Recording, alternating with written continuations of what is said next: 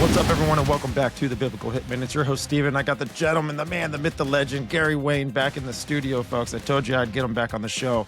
He's a researcher. He's an author, specifically the Genesis 6 Conspiracy Book 1 and 2, and he's done very well with his work. But hey, before we get to him, real quick, folks, if you want to support the show and, anything that I do here on the channel or the platform, head on over to YouTube. Make sure you hit that subscribe button, like the show, and share it with your friends, and drop a comment about the things that we get into, folks. I want to hear your opinion on things. And also, hey, listen, we're not just on the video side of things. We are on the audio as well. You can head over to Spreaker, Apple Podcasts, or Spotify. You can find the show there under the Biblical Hitman. And while you're there, if you like the show, you like the guests, you had a good time, be sure to leave a review, 5 stars only. And make sure you hit that follow button. Make sure you hit that notification bell because we're posting episodes like crazy here. And just for everyone that is, tuning into the work that I do, we run ads here, and I just want to give my appreciation to everyone for the support, getting through all the ad space with all that. So I'm working on developing something that is ad-free content, but I'm very busy. I just got done working basically 96 hours in 5 days, and Gary actually just got, done doing a tour pretty much, with conferences and all of that. But Gary Wayne, everyone, welcome, brother. Well, excuse me. Thank you for inviting me back, and happy to be here and to do another show with you and your audience. And hopefully the last show went over reasonably well, and that maybe we raised a little bit of curiosity with the people. And I think whatever we talk about today is the goal is to provide some more information and raise more curiosity. Yeah, man. Yeah, it's always a good show. It's always a good turnout, man. And everyone's real supportive of the work you do. Please, for the audience that may not be familiar with you, if you can just give a slight introduction yourself and where they can support you. So I'm an author of 2 books, and I call myself a Christian contrarian. The 2 books I have out are, the first one is the Genesis 6 Conspiracy Part 1. And the subtitle of that is how secret societies and the descendants of giants plan to enslave humankind.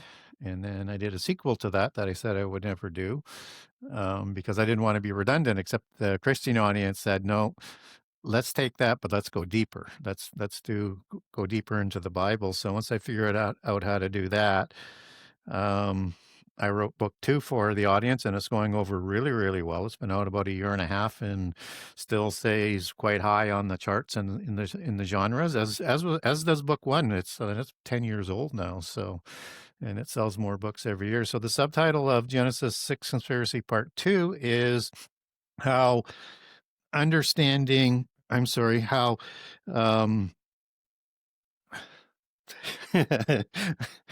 I hate it when that happens. It's how understanding prehistory and giants helps to understand end time prophecy. So it's a book that is book 1 on steroids for Christians, and Dr. Heiser on steroids for people who are fans of Dr. Heiser and how deep he went. And I do a lot of work in the same areas, but I go quite a bit further than what Dr. Heiser went. And I am working on a book 3, and I have a novel that my name is going to be on that I did a bunch of work on over the last 6 months with my publisher, who is the other co-author and wrote the sort of the novel part of it in terms of creating a fiction of how the end time might play out. And it's going to be called The Primo Conspiracy.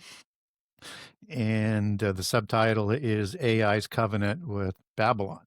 So its slant is how does AI affect the end time? And if you want to get a hold of me or to support me, the only support I accept is purchasing of my books, and or if a conference that I talk at makes money, I'll accept a donation from that. But that's the only funds that I look to accept. And so on my website, you'll have an opportunity to buy book 1 or book 2 or bundle it. So buy page 1 is book 1, buy page 2 is book 2, buy page 3 is the bundling page. They all have discounts. But to get to bundle in a mix of getting one of each or, combinations of multiples of each, that's where you go to is buy page 3. And if you make a mistake and you get into book 1 and you wanted to buy 2 because you wanted one of each and you didn't realize it, then you just send me an email because it'll only show two purchases for book one, and you just tell me you want one of each, and it's not a problem. I'll ship you 2 books. And you can also contact me on the website through Contact the Author. So that's kind of what's going on. And I've been working on some prophecy things that aren't ready to be published yet, but it's a bit of a how-to for people who are confused on prophecy, and it's will take care, no matter what perspective you come from, it'll take care of a lot of the sort of contradictions and confusion that's out there. No, it's awesome, man. I mean, the times we're living in, and at least some of the research I've been really digging into. I know last show we got into Gnosticism and all of that kind of stuff. Seems like there's some sort of new religion that's on the horizon. Yeah. But other than that, I've been digging into the story of Nimrod and just really trying to peel that back layer by layer. There's a lot to it. Yeah. There's some speculation on it, but basically, this was a gentleman, Nimrod, right? A world ruler, as you could say. But I Yeah. also think he was a world teacher as well, and everyone looked up to him and worshipped him in some sort of way. Now, with with theosophy and the new age, and with whatever new label you want to slap on that today, it seems like there's this conversation around ascending masters Yeah. the third Buddha, the Maitreya. There's Yeah. these, the enlightenment of mankind. I mean, where would you kind of start to, pick that apart, and how Yeah. does that So move us forward towards prophecy? Yeah, so the first thing, and for context, is nothing is new under the sun. What was will be again.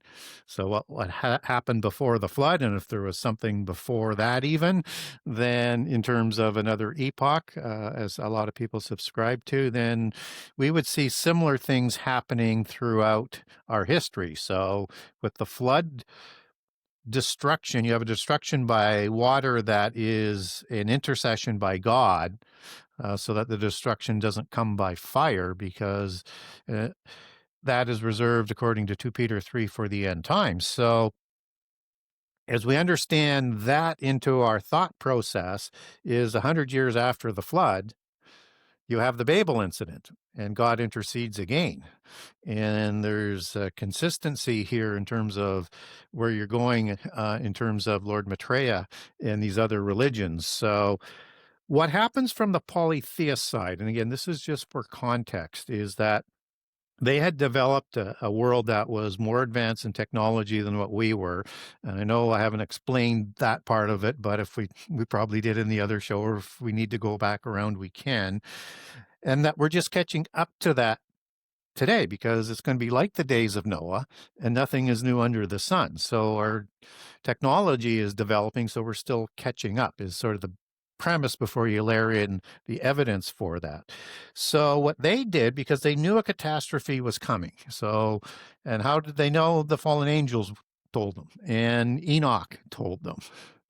Whether it's from the Enoch son of Jared or Enoch son of Cain, there were both major sort of patriarchs and writers for the various monotheist branch, which is the son of Jared and son of Cain.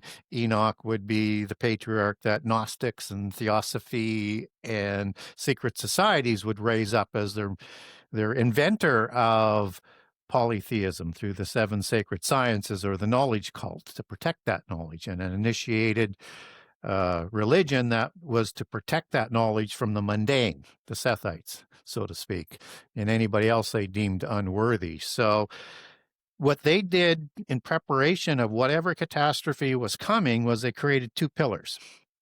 One was the pillar that contained all of the knowledge, as did the other. So there are 2 parallel pillars, so to speak, but one was designed to survive a flood, which came, and one was designed to survive a catastrophe by fire. So this is the knowledge and the religion, Enochian mysticism, as I like to call it, that was before the flood and is going to cross the flood. And this is the pillars that Hermes of the Hermes Trismegistus, Harmine, as he's called within the Polychronicon and history of Freemasonry, finds one of the pillars, obviously the one that floated, finds this knowledge and religion and takes it back to Nimrod. So he introduces the antediluvian religion to all of the people, and he becomes a very important person. He is the first grand master of masonry after the flood. And the knowledge that is found is used to build Babel City and Babel Tower with all the technology that may have been associated with that. And Nimrod is a Gibborim, a mighty one, and he becomes one, which is interesting language, and that's the Hebrew Kal-Al, Chal-Al, and that Hebrew pronunciation is not an H sound, it's a K sound.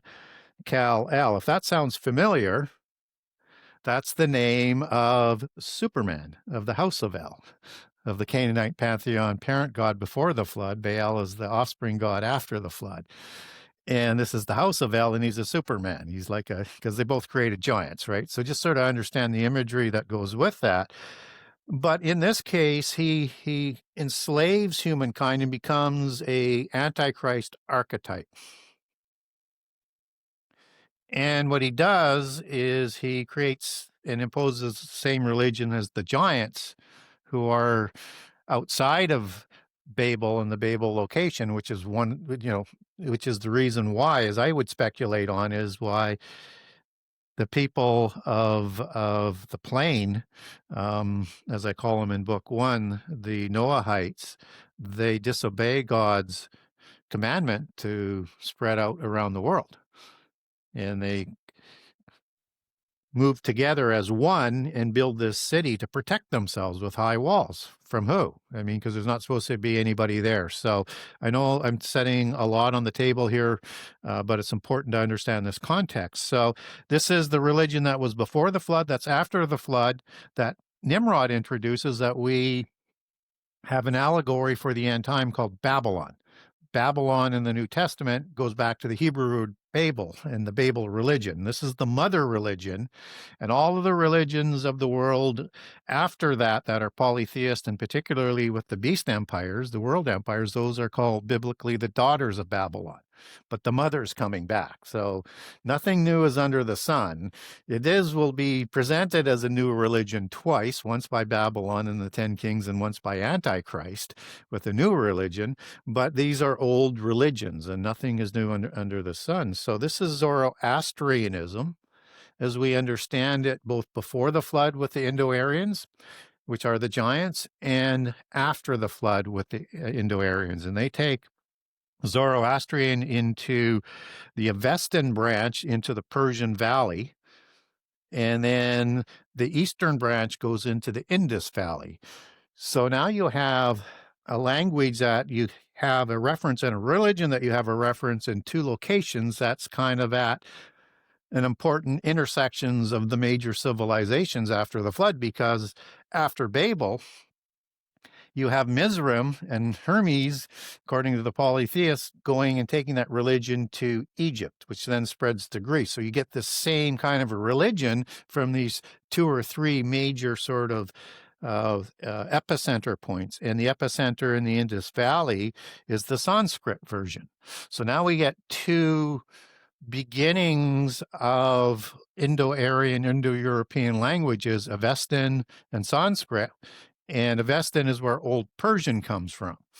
And just for a biblical reference on here, the Achaemenid kings of Persia, of the Beast Empire, took their genealogies back to the Aryans, the black-haired Aryans from Greece. And these are the same black-haired ones that moved into Persia and into the Indus Valley. And these, would be like the Olamim. Olam, Elam, as it's transliterated, that the Shemites intermarried with after Babel. And that basically means ancient and old of the East, as you add in Kadesh into that in the Hebrew. So these are Aboriginal peoples either surviving from before the flood or being reproduced immediately after the flood that the people of Babel are going to go and move into. So how does this all connect? Well, in the Hindu Sanskrit version, we get Shiva and we get Vishnu as the 2 major gods that, and the Brahman aspect of it, which will have another side aspect, but not maybe quite relevant as to where we're at in the conversation right now. And then in the Persian version, you get introduced to a god named Mithra versus Shiva. And Mithra is the religion of Mithraism. That is the religion of Rome at the time of the forming of the church, as well as Sol Invictus, but different branches of the same religion that merges with the Roman church. Mithra is a destroyer god, like Shiva. Mithra comes back at the end of every age, or specific ages, I should say, as in the age of Aquarius that we're entering into today. And he destroys the world by fire. As I mentioned, that 2 Peter 3 says that destruction is reserved for the end time. And Mithra, like Shiva, like Vishnu, they do something as an effect that we know as avatar, which we get a lot of propaganda on these days, and I think in preparation. And what that means is, as an avatar, they would select an avatara. In other words, a human, or more likely a spurious descendant of the gods, of the fallen angels who produced the giants, so of the royal nobility in Indo-Aryan. Aryan means the noble ones, the nobility, the top 2 classes, and they would have ruled the religions as well with all of the positions, because they're the only educated ones, because they don't educate the mundane. And so we have a pattern of what they call an incarnation of an avatar and an avatara, just as Christ consciousness of the Antichrist, or a Christ consciousness as we understand it from the New Age in the end time, would be an incarnation. So that's the type of effect that we're going to be seeing. And so what Shiva and Vishnu did, and particularly Vishnu, who did the most incarnations, and the most famous one is he incarnated into Buddha to provide the wisdom to create the Buddhist religion that extends out of the Hindu Indus Valley Zoroastrian religion. And so they add additional wisdom and power. And so Shiva would have incarnated many times as well. And not as many, I think a dozen times as the written record records scripturally in terms of the Hindu religions and their various scriptures, and about a dozen times for Shiva. But Shiva does it at the specific end of an age time. So we have this incarnation of Mithra that is going to be part of the Gnostic Messiah that we need to take into account. And this is the incarnation into Lord Maitreya. Maitreya is rooted in Mitra without the H. That's the old Sanskrit and Proto-Indo-Aryan spelling of it. And so Lord Maitreya is also called the new Buddha. So in coming like that, but specifically to Mitra and Shiva, is likely the same destroyer god that is, we would understand likely as Azazel from the book of Enoch, that gave all the knowledge on how to develop the arts of war and weapons with angelic technology by the inference to be able to destroy the world by fire. And so Mitra means in Sanskrit and Indo-Aryan, it means a bond or a covenant, which is a really interesting kind of word. And what's interesting about that is the Antichrist, as we understand him from the New Testament, or the beast of the Old Testament, he is in Daniel 9:27 going to make a covenant with the world that is going to provide protection for Israel in the end time and permit them to do sacrifices on a wing extremity overspreading of the temple. And so there's an understanding here that there might be a relationship there based on that. And we also know that Antichrist is going to receive a mortal head wound and somehow live. Right. And he also has a relationship with the one that comes up out of the pit prison in Revelation 9, when the pit prison is opened. And who's in the pit prison? You have the fallen angels like Azazel, which would be Abaddon Apollyon, the leader of the Watchers, as he's talked about in the book of Enoch. And this leader is the destroyer of the antediluvian world, which would be the equivalent same god as Shiva or Mithra that would be coming out. And so there's a relationship with him and with Satan, who gives him the power in 2 Thessalonians 2, and that he also, Antichrist, also receives power from the dragon in Revelation 13, whether or not that is Azazel in his original seraphim form, or it's from Satan as he's described as a serpent, or both. We don't know, but there's a relationship in Revelation 17 with the one that comes up out of the pit prison, because that's where this individual comes from, but yet he's human. So there's like at least two entities that's kind of merged and involved here. So likely some sort of polytheist incarnation or demon possession, or all of that being in play. And what's interesting about this Mitra is he has the same birth date that the Roman Church established for celebrating Christmas on, December 25. I know, it's wild. Isn't it? And they say he had a resurrection after 3 days. It could be after 3 epochs, or however they want to calculate that with their allegories, or that's just an unimportant detail of the major allegory that they're trying to portray. But this incarnation is what Antichrist will reproduce in the end time, which has happened in the past. Whatever that is, that's their counterfeit resurrection. So look for it to be rather impressive.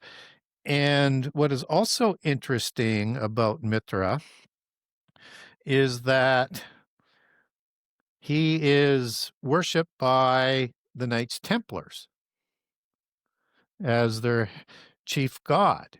And most people say, well, that's Azazel. Well, that's why I think they're probably talking about the same individual ones. So Azazel is reduced to a goat god, a satyr or satyr status, and I think for his crimes. And other seraphim would have been degraded that way as well. So you have, Azazel and sometimes Satan, and he's also been degraded to Satan status associated with goats imagery as well. And so I think that might be, again, part of that satyr status. And so the goat god is very important and associated in polytheism with Azazel as a goat god, as one of the goat gods, probably akin to the Pan god or Odin, because you have these horned satyr gods showing up in polytheism that are kind of unaccounted for, but very important. They're not at the top of the pantheon, but they're worshipped, and it makes not a lot of sense. So, for example, Pan is in the Greek pantheon, but Zeus is the chief god after the flood. So we're not explained that. And then you have Cernunnos in the Celtic pantheon. Again, it's the same as Hern in the Celtic pantheon, same as Odin. These are the horned gods, but not, except in the Norse pantheon, it's not the chief god. But Odin may not be the chief god. There's no antediluvian explanation for him, and we don't have a lot of the history, but it lines up perfectly with the other Tuatha De Danann, Scythian, Indo-Aryan religions. And we have a god that's in the Etruscan pantheon, which are the Proto-Latins, the Proto-Romans, Indo-Aryans that settled there first, just as you have Indo-Aryans settling into Greece and Asia Minor before the people of Babel get there and are going to intermarry with them. And in the Etruscan pantheon, they have a horned god as well, and it's spelled Cern. Well, what the heck is that all about? And and it's a horned god. So now you go back to Sanskrit and Indo-Aryan, and you look up the word CERN, C-E-R-N. It's also spelled K-E-R-N, and it means a horned god. Yeah. So, well, what's interesting too with just quantum physics, and I've been kind of diving down that rabbit hole as well. And there's a lot of connections with quantum computers and what the Tower of Babel was trying to do, but they seems like maybe they're trying to create the same function as what the Tower of Babel may have been doing. Yep. And there's so many people in the science community that are quantum physicists that claim, and they actually advocate that quantum physics is ancient Kabbalah. It is, and it's ancient out of the Upanishads, That's particularly. Yeah, and that's where in quantum computing, and I want to get back to the Baphomet thing and finish that coming Okay. forward, but on the quantum computing, when that started become vogue in the 19th and 20th centuries and developing, the scientists basically said, you have to understand the Upanishads and the Vedas to get the concept of quantum computing. And that's where they base most of their theory on that developed the quantum computing, which is interdimensional. And so, yeah, quantum computing is very much an ancient angelic technology because it's interdimensional. Hmm. And the Brahman and the divine essence is this invisible particle in that other dimension that they're looking for. Some people have floated out a God particle and other particles, but this one you cannot measure at the quantum level. It's invisible.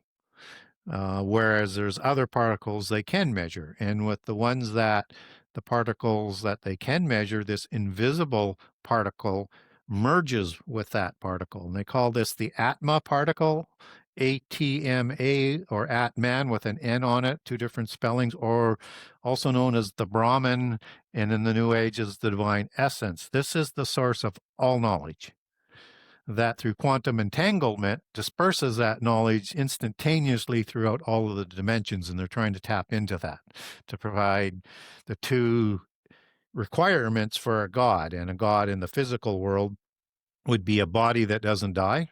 So they'll do that through the knowledge and the other technology. But the unlimited knowledge is the other aspect of it. So that's going to be what they're promising. So as you come back to the CERN thing, they're saying, you get this acronym that comes out as European association, but they just artificially created that for CERN because they're trying to go interdimensionally, likely into heaven, to do a war with heaven in heaven in the end time, and to let their gods out of the pit prison that's in Sheol or Hades, but in another dimension. And so they have the dance of Shiva that they do. And everything and location is all associated with Azazel.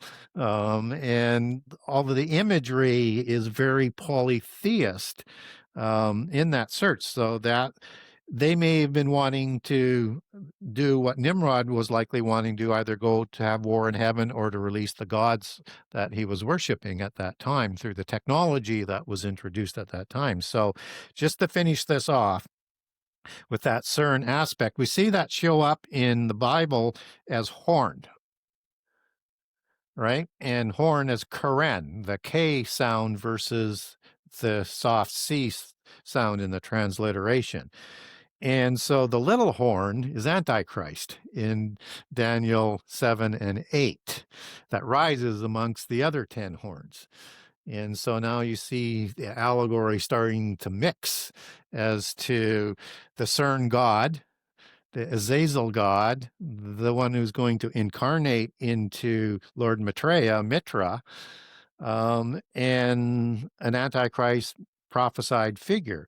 And then back to the Templars, they worship Baphomet. That means in French, Father Mitra, which is Azazel. Wow. Now, 2025, and this finishes it off. I know I've been on a long thread, but it's all relevant to the question that you had asked. So the Gnostics, as in Alice Bailey in particularly, is most famous for saying 2025 is the year of the externalization of the hierarchy, which in simple language is making visible those who rule this earth. So somehow, some way, the gods are going to be walking amongst us again. They still run the council of gods, but that's going to be more visible starting in 2025, which is a polytheist jubilee. And 2025 begins the age where the entrance can now begin in their belief system for Lord Maitreya.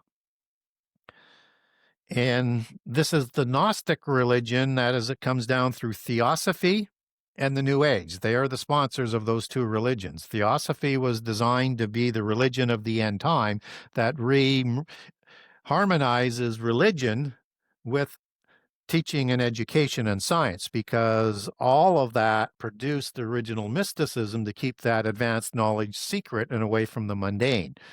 So it all goes back to prehistory, which is that Enochian mysticism. And Gnosticism is this global agenda based from Greece Gnosticism to collect all of the original religions back into one. So all the various branches as it split up, whether or not it's the Brahmins in India, whether or not it's the Druids in the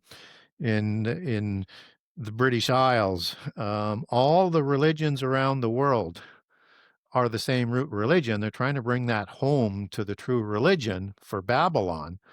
Whether or not it fully gets there or not, we're not sure, because Antichrist destroys Babylon at the midpoint of the last 7 years as he takes power, and that he replaces that religion with a new religion their fathers didn't know, whatever that means. So an older religion. So is it replacing the religion that branched into multiple aspects that Babylon puts under an umbrella religion that was of the post-diluvian, based on the antediluvian? It goes back to the original names of the gods and the original root religion from before the flood. We don't know, but it's a religion that not that many people are going to be aware of, that is somehow related to the Babylon religion that he rises amongst during the first 3.5 years.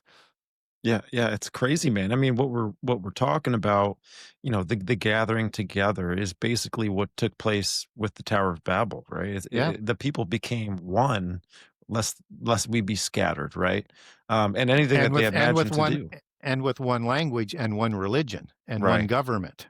right, It's the right. whole package, and it's what I would call the Babel syndrome that they're trying to recreate, which again gets replaced, but it has to happen so Antichrist can come to power. So we need to understand the allegories of prehistory. We need to understand the peoples of prehistory and the individuals so that we can better understand what they're going to be presenting to us. And they're going to have to reel in all of the monotheist religions. Excuse me, they won't get everybody within those religions, but they'll get a lot of them.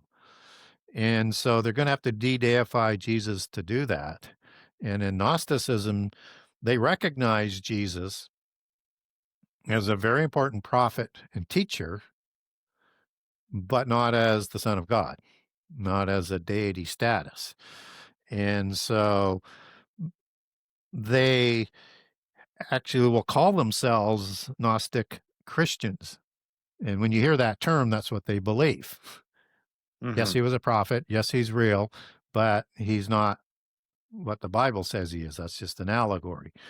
And that would help with reeling in Islam through the use of Sufism, which is the polytheist branch of Islam, and also sort of cognate to Gnosticism, as I just described it, as the polytheist molds within Christianity, to bring them to heal. Because how do you have permission for the Jewish people to begin their sacrifices on a wing of the temple without destroying Islam completely as a religion? But even if you destroy most of the people, you still have to convert them to the religion. So even if they lose wars, it may limit their power and numbers, but they still have to have this religious aspect that they're not going to turn into, let's say, suicide bombers to destroy and burn the whole house down, so to speak, right? So there has to be that reeling in. And you also have Kabbalism and Essenism as part of the polytheist side of Judaism that permits it. And that you have an elevating of the Jewish people in the first 3.5 years. Full protection, sacrifices. And as you get into some of the accounts in Matthew, Mark, and Luke, they're going to have people brought into synagogues around the world. Mm-hmm. And that's part of the Inquisition that they'll be sort of bringing on to put that into proper focus. It's the tribulation of the saints versus the tribulation of the world. Two different tribulations. And so it's important to understand how this is going to play out, and that Gnosticism, Theosophy, New Age is begins with the Greek polytheist religion that branches out from Egypt as those three main dots that spread the polytheist religion around to the cultures. And there would have been giants there before, so they probably had a small start, but the typical route in the historical, whether it's secular or religious, is that the Greek religion is sponsored by the Egyptian religion and the rest of the Western Middle East, whereas the Magi spread that religion from, let's say, the Euphrates to the Indus, where you start to get into India. But you also have a cross-reference of that Persian one into the Syrian region and the Hittite region, because in the treaties of the Hittites in the Mitanni dynasty, and with the Syrians, they did a lot of treaties between themselves using the names of gods that are used in the Hindu pantheon. Wow. Yeah. I think a big part of this too, what comes with this mystery Babylon, the religion that is going to be surrounding the Maitreya, the Antichrist, because I think not only is there going to be some side of salvation that he's going to try and offer people, which is eternal life in the physical realm, in my opinion, because it's a counterfeit inversion mimic of what God in his salvation and how he grants us eternal life. I think that's where the mark of the beast comes in with all that. But on top of that, I think that there's got to be some sort of narrative that that the Maitreya is also at war with another god. And I think it's that he's going to claim this, and he's going to claim that this other god is the Demiurge. And I think that that's where it puts Christians into that tribulation category, right? Where we're the ones that will be claimed to still worship this Demiurge. And now the world, which worships the beast now, is to go to war with us. And kind of how they get there is just so that people have a background on what you're talking about. In the Gnostic sort of pantheon, you have two that sit above the 12 archons. And that is a female goddess named Sophia, which is the root word for philosophy, the love of Sophia, the love of wisdom, the theology of the secular religion, or the secular education, which they say isn't religious, but it's the theology and the love of Sophia, who provides the knowledge as a divine essence type of mother goddess that you see represented in the New Age. And so you have a nebulous life force that's a male. Some sort of nebulous life force that's a male we would understand as a parent god. So you might understand that from a polytheist perspective, is Lucifer, or Satan as we would call him, would be probably the consort there. And above the 12, and sitting above the 12 archons, just as Satan sits above the council of gods today, like God. And so the mother goddess is coming back as part of the end time religion. And that might be a release of the pit prison, because you can't kill an immortal. And there seems to be an allegory that's associated with creation and Leviathan, where the female is killed in the Bible by God, but the male is reserved to be killed in the end time. Now, if that is an allegory for Satan there and his consort, they are immortal. So you can't kill an immortal. I guess God can. But in our understanding, you can't kill an immortal. But what happens to the fallen angels is the same thing that happens to the council of the gods and the ones who are doing the crimes against humanity and creation. They're sent to the pit prison both before and after the flood, and they're recorded in polytheism as being killed. And they're let loose. So if the female Leviathan is actually this Sophia, Queen of Heaven, from prehistory that gets let out, this might be the god that Antichrist worships in secret. Could be Satan as well, but I think Satan is kind of on display starting from Revelation 12, but this one's in secret. And it's the goddess of fortresses, which is or the god of fortresses, I should say. And that word God there isn't El or Elohim, it's Eloah with an AH or a female suffix. And typically you can understand that as the application of the military might is in the, it would be Eloah Mauz is the Hebrew there. Mauz is also rooted in Azel's on the root word for Azazel. So the, yeah, it's crazy as you peel this thing back. But it's that mother goddess. Is he worshiping Azazel now, or is he worshiping a female god? You could translate that either way, but it's in secret, which is really kind of strange. But that's what Daniel 11 says. So we'll have to, for a round, I guess we'll see how that sort of plays out. And other than that, hopefully we'll be watching how that plays out. Yeah. But we need to sort of understand that this female goddess is going to be coming back. Now, how they get to the Aiel de Beoth or Demiurge, both are used as the same god in this reimagining of who the God of the Bible is that the 12 archons are created by Sophia and this nebulous life force. And those are the 12 parent gods. And then the offspring gods are created after that. Now, in polytheism, they're offspring of the parent gods, but likely they're just moving up in rank. So Baal moves up to replace El. Zeus moves up to replace Kronos after the flood. And so these 12 archons are said to be the same beings as God, as equals.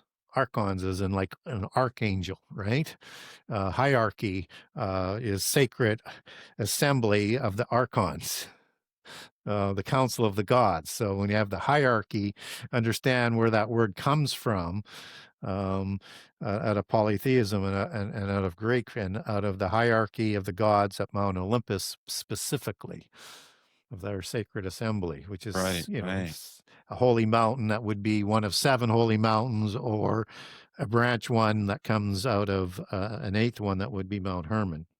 But as we look at these 12 archons, Satan, they say, is in there, and he's equivalent to Aiel de Beoth or Demiurge, except that this Satan individual that they have in there doesn't appear to be at the same level as we understand Satan as, or how they worship him in secret as Lucifer, right? So this seems to be more like an Azazel type of angel.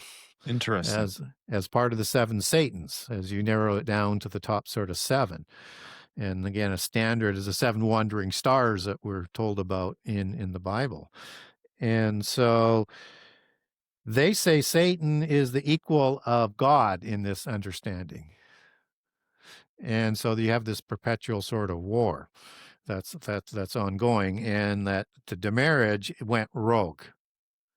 And he started calling himself the only one, the one true God type of thing, and raised himself up and rebelled against the others. And so you'll see him allegorized as the evil lord of the universe in the Doctor Strange movies, that all of the good guys are fighting against the evil ones that follow the evil lord of the universe, and they want to win their own realm, which is Earth, and they want to have a treaty to coexist but not be under the oversight of the evil lord of the universe. So that's how they get there. So you have to de-deify Jesus, and you have to bring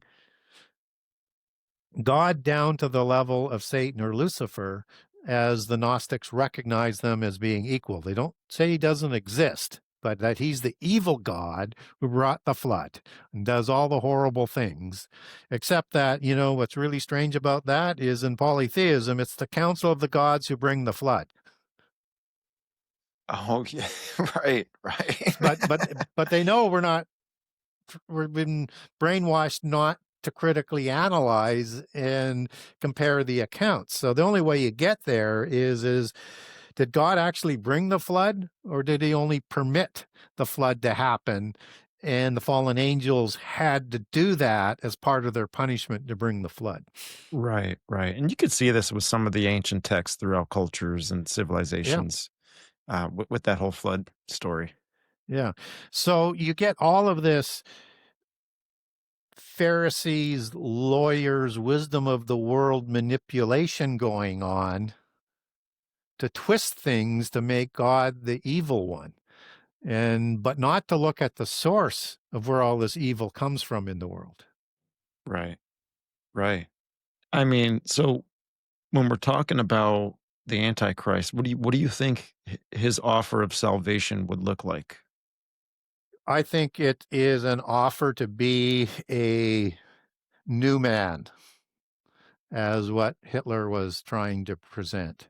New man, as in their ideology was if they could either through genetics going forward or backwards engineering to bring back the giants of Tula or Thule, Asgard or Atlantis, either one civilization with different names or multiple civilizations. Mhm. They imagine that in their strain of the giants as the blue-eyed, blonde-haired, pale-skinned Indo-Aryans versus the red-haired ones and hazel eyes, and versus the dark-haired ones as the superior race. So, and that even in itself tells you there's rivalries within the polytheist genealogies, because there can only be one. Only one family is going to rule the world if they get their way, and they will for a short period of time.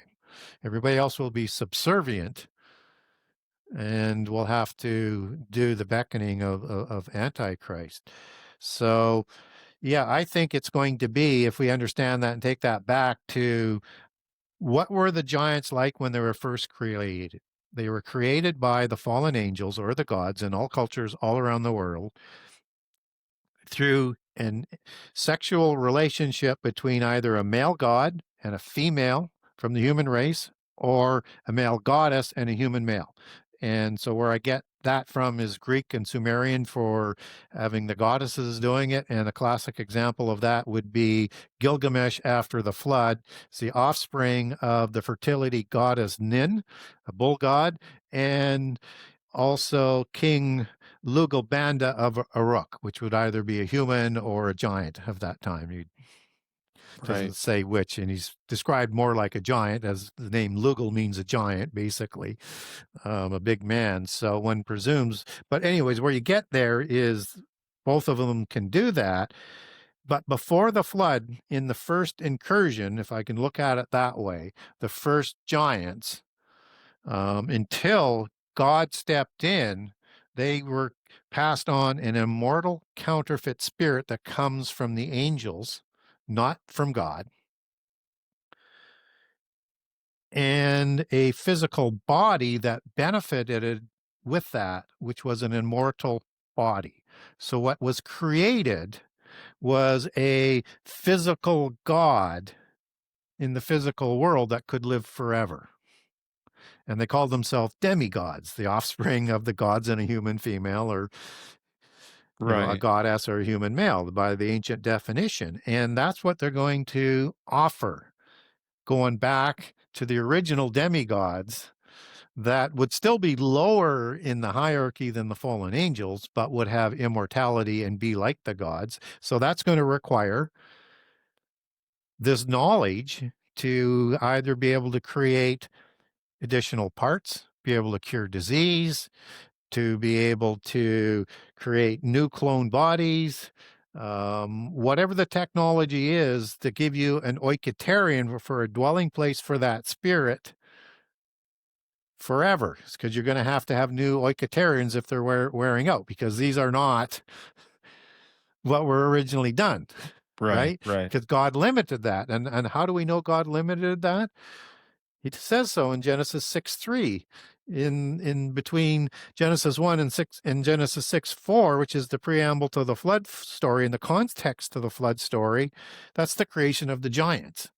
But he stepped in to limit all life to 120 years. Yeah. Yeah. So Thank God. yeah, thank God. Yes.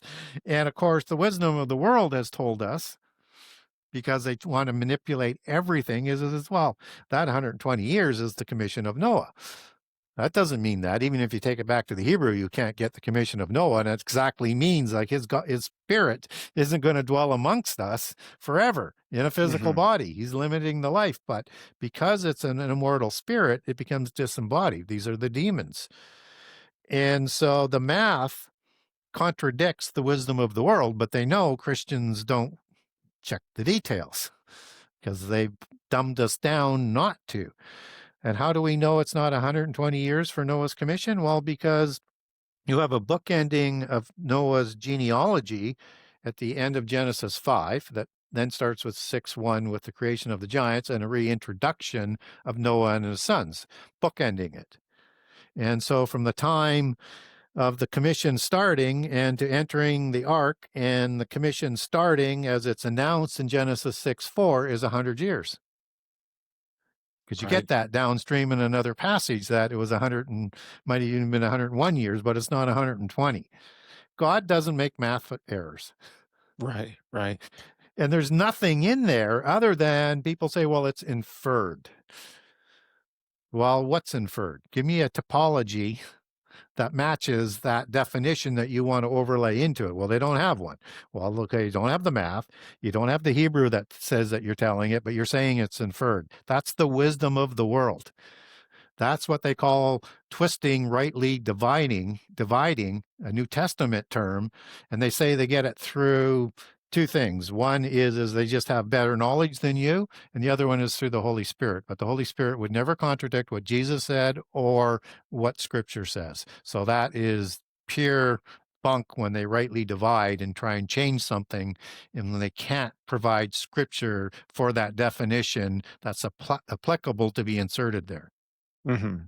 I had a question too for you as well. I mean, do you think that with the advancement of technology and just how that's growing, obviously, mankind is trying to live forever, and I think they're trying to achieve this with technology. It's going to be some sort of philosopher's stone, or maybe serve the same purpose. But really, the narrative has never changed. The serpent was deceiving Eve into the same idea, right? Yeah. Surely you take this fruit, which I think is going to be a big part of what the offer of salvation is from the Antichrist. But take this fruit, surely you shall not die, and you be as gods. And I think now technology can serve as a typology for that same thing. Yeah. And further to that is because they know we don't like to check details. So all he's offering is the knowledge. Okay. Right. Unlimited knowledge of good and evil, which is the one aspect of being a god. The other one is the immortality. Adam and Eve had a kind of immortality already that Satan didn't have to be able to offer because they had access to the tree of life. That's right. So what's the consequence for eating and breaking the one law, one single law that was provided to them? First time we have law, and anything that happens before was imputed because there was no law. This is where sin enters the world. It's because they're deceived to eat from the tree of knowledge of good and evil. The consequence is they're not given access to the tree of life anymore. Ah, So, right? And so Satan says, not Satan, but through the Nahash, the serpent says, surely you won't die. And of course, they don't die instantly, but now they're going to lose their immortality because of the consequence. right. Right. Do you think there's like a hive mind mentality when it comes to like the mark of the beast as being one with this image Yeah. of the beast? And I want to kind of get into that. I wanted to hear your Okay. thoughts, what the image is to you. What do you think? Sure. What does that look like? Okay, so let's first of all deal with the hive mind. And the hive mind has become a popular understanding, whether it's the Borg in Star Trek or family bloodlines like the Anjou and the hive mind and all sorts of other manifestations into our entertainment and literature. And it's a good analogy of Gnosticism, right? Where we have this mother goddess, which is actually in secret societies raised to be actually a little bit higher than the patriarchal god, which is probably why God killed it if it's a Leviathan allegory. I understand that this Leviathan allegory is used in all cultures all around the world. You would know that as Tiamat being slayed. And it's Mhm. going to be it's going to be Lotan and Yam, and it's in all cultures, Norse, Apophis uh, as well, I believe. Yeah. yep, Apophis as well in the Egyptian one, and it's killed by a specific god, like a Marduk or a Baal kills that, so which they would raise to be like an equivalent to God, right? Hmm. So understand there's something important there in prehistory. And so the queen is not only a fertility goddess, a knowledge goddess, but a war goddess at the top level. All of those allegories. And so the beehive with the queen at the top, you still need the drones, which is the males, but all the rest are just workers, right? And that's how they would like to see things imagined. And the bees have the ability to communicate. Probably not through what we would understand as telepathy, but something that is going to be a connection, that electrical, magnet, whatever the capability is, they have a physical world capability of communicating. So it's a nice allegory for polytheism that they like to use. But why are they using that allegory? What are they preparing us for? Well, we certainly see some things that I'll come back to in a minute in terms of what they're preparing for future technology, but it's their belief, and I document this in book 2, and particularly through the Anjou, who they have a dual meaning to the fleur-de-lis that also shows up as an image of a bee. So if you Google that, you'll find it, but it's part of their imagery. And they're two separate imageries that have a meaning for them, but they're kind of the same shape and form. But one when you look closely, one's a bee, one's a lily. So in their belief system, that is a reminder or an allegory of what it used to be like when they were giants and when they were immortal. And even after the flood, one deduces that they had gifts before, losing some of these gifts through having to do intermarriage because they couldn't produce enough females. And I cover those details off in book 2 as well, and probably on the last show we covered. But they have a fertility issue that I think is manifested with lack of females. Not that there weren't many, there just weren't enough to. And if they don't intermarry with humans, they're going to go extinct. So before and up to a certain period, they believed that they had a hive mind, that they could communicate and were in contact constantly, and that it allowed them to do things as one people that couldn't be done before, which is, again, what was sort of being done at Babel, but through more of a human consensus and working together with one language and one people and one religion and one government. Nothing would be prevented them from doing. And this is what they were able to do with their hive mind continually. So you say, okay, well, that's just interesting polytheist royale mythology. Who cares?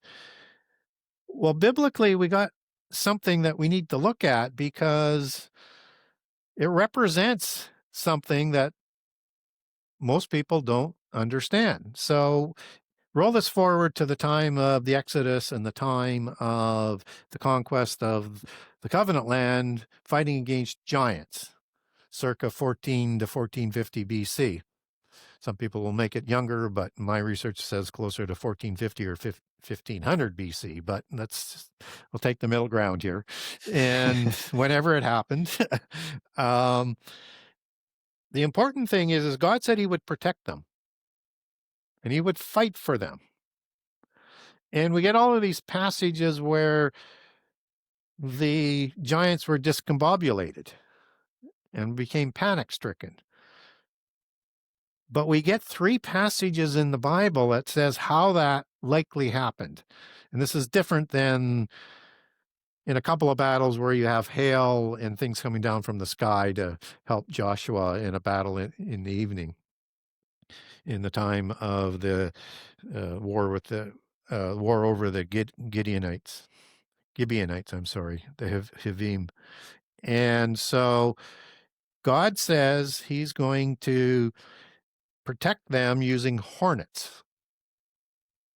3 times, going to use hornets. And the hornets discombobulate the giants.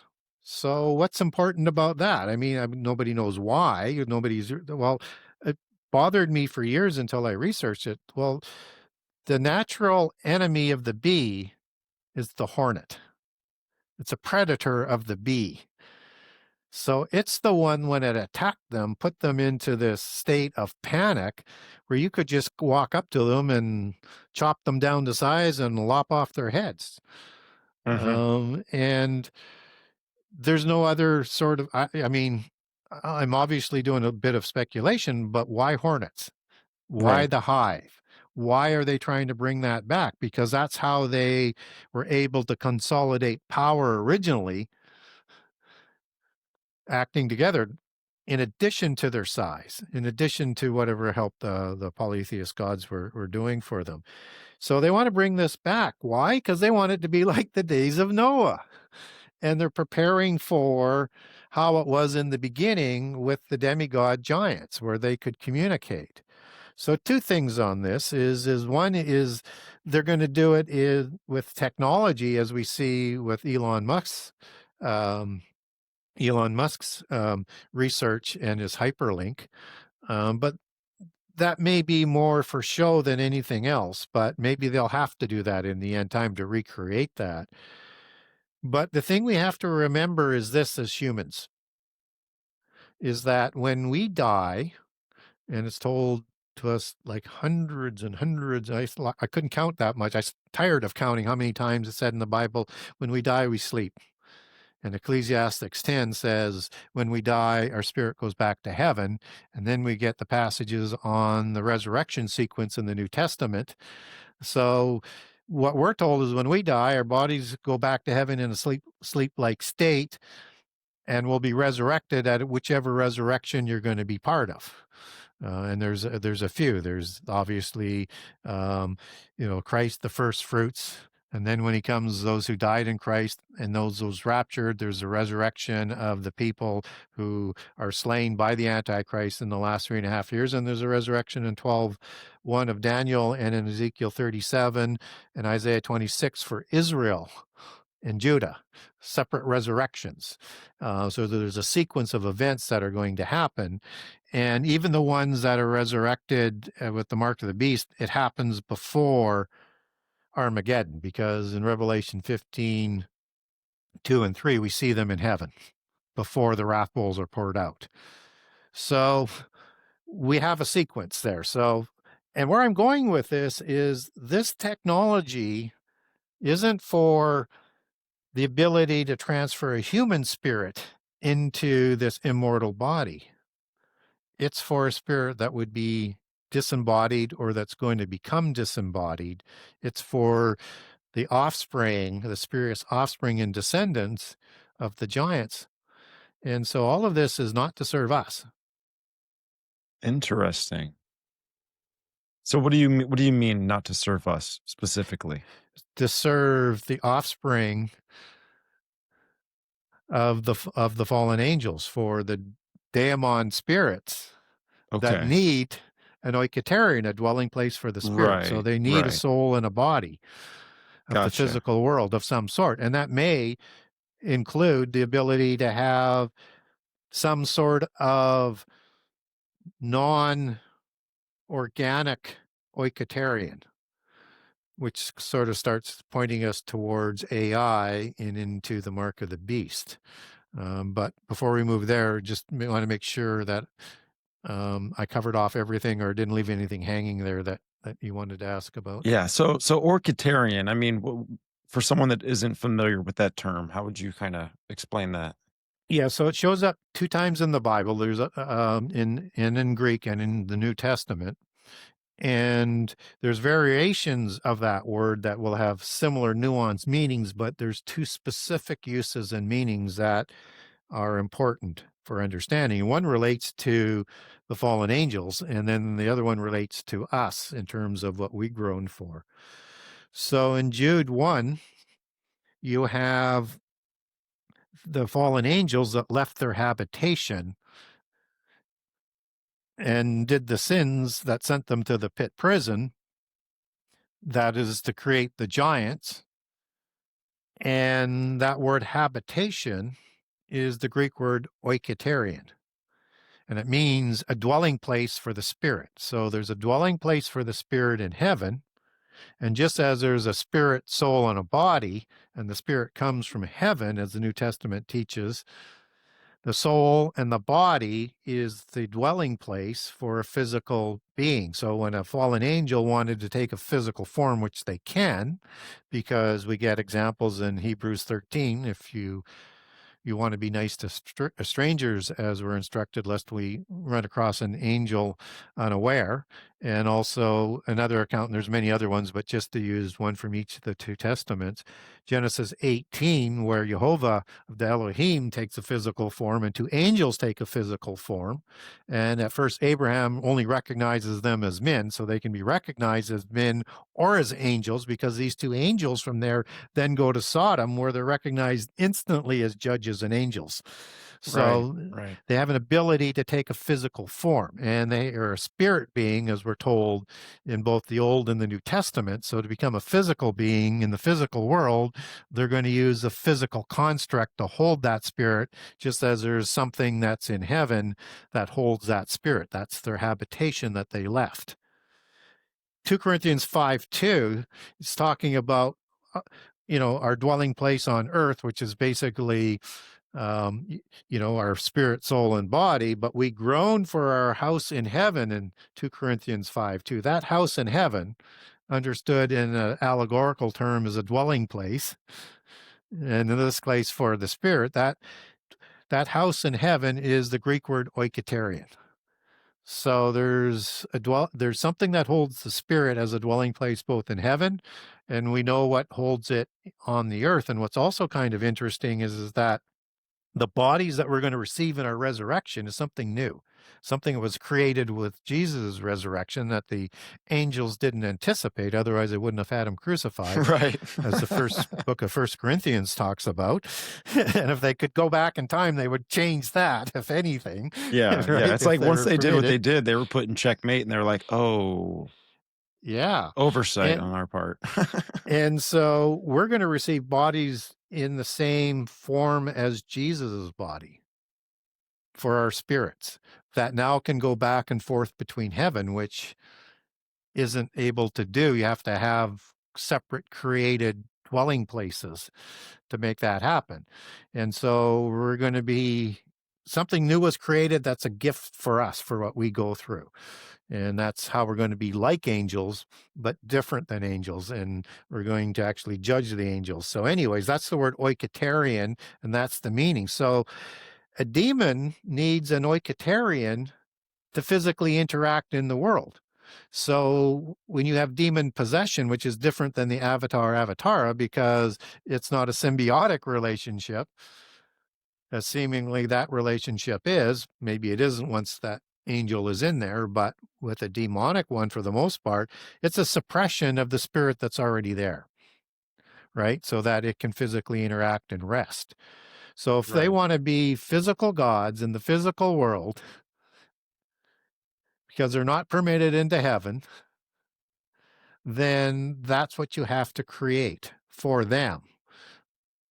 But that's not what happens to the humans. And the human that will not be part of eternity, they have a separate resurrection at the end of the millennium for judgment. Maybe not all are sentenced or not. That's up to God to do, as the book of Romans sort of describes. Those who weren't familiar um, will be judged on what was in their hearts and how they followed the law of their hearts.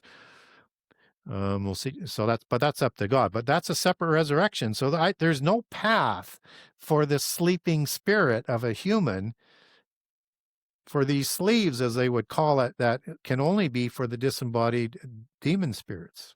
Right. Now, do you see a connection with this and, us creating robots and artificial intelligence and, Yeah. and things like this?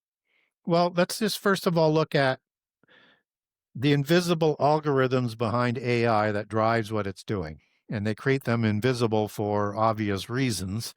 It's kind of like an allegory of the invisible ones, right? Both the Yeah. fallen angels and the demons as spirit beings. Well, they have a jargon for that, and it's called Daemon algorithms. That's the Greek Nice. word for demon. Okay, Jeez. so that's flag number one, right? So when Elon Musk or others say we might be summoning the demon with AI, there might be a little bit more to that. So we want to be aware of this, and that we have an accounting in the Bible of something called a talking idol. And there's a Hebrew word for that called teraphim. And teraphim sometimes is translated as a teraphim when it's just and as a talking idol, but other times it's not. It's just as idol. So the consistency of the translation is not what it should be, because it shows up more than just the few times they permit it, for whatever choices the translators did in terms of how they translated. I'm not here to justify their inconsistencies. But there are different idols in Hebrew. This is a specific idol.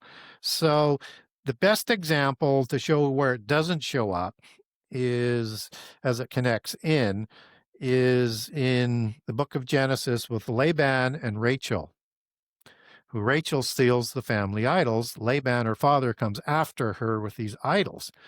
And literally, a family idol is understood as an idol that channeled the spirits of your ancestors. Okay? And could give you fortune telling capability or prophetic capabilities and other advice and things like that. And so was highly valued. But these weren't human ancestors, because those are asleep. Right. Right. Somehow you have a demon that's channeling through that. And this is what Laban actually takes back. So now you get teraphim that's used sometimes in 2 Samuel. It's actually in the form of a body that's in a bed that's talking about this teraphim, and it's used as a teraphim. But teraphim is used, and it's used in all applications as a talking idol. It's just disguising some other ones for whatever agenda reasons were used in the inconsistent translation. But what it's telling us is that somehow, some way, some sort of dead or inanimate object could be created to hold as a dwelling place a demon spirit, which is very, very interesting, because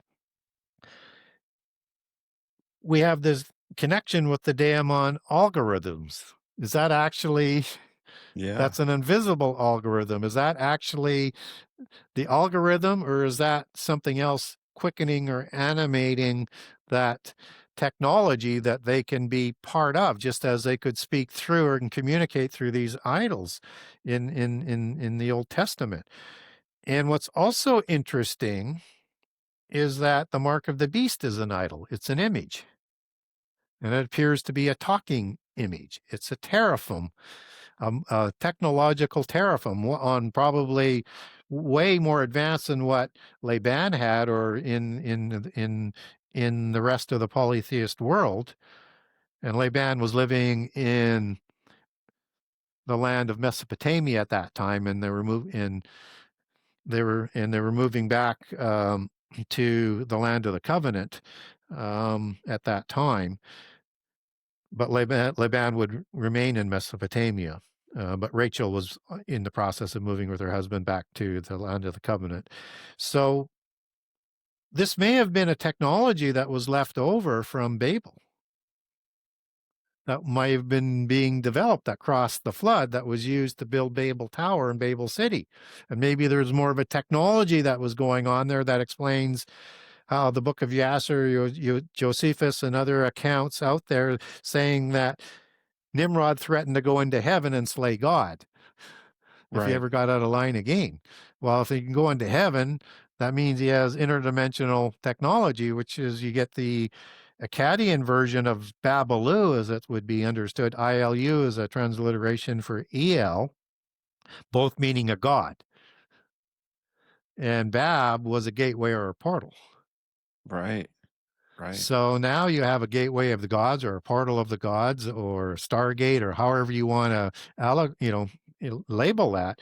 But now we have an understanding here that there was technology that may have provided, or was there early in the flood, where people had family idols as leftovers of that somehow went extinct over time because they didn't have the ability to recreate that knowledge. Probably more restrictions were put on by God.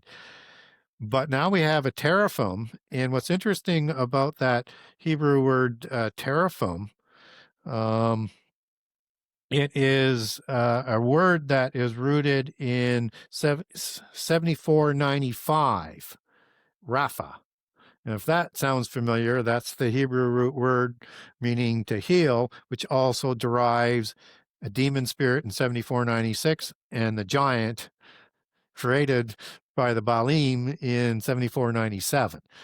So again, we get a relationship here with the idols. So I think there's something going on here that is being developed within levels where we're going to have interaction with demons in Oiketerions, that some are created through angelic technology to hold the demon spirit, at least for a time.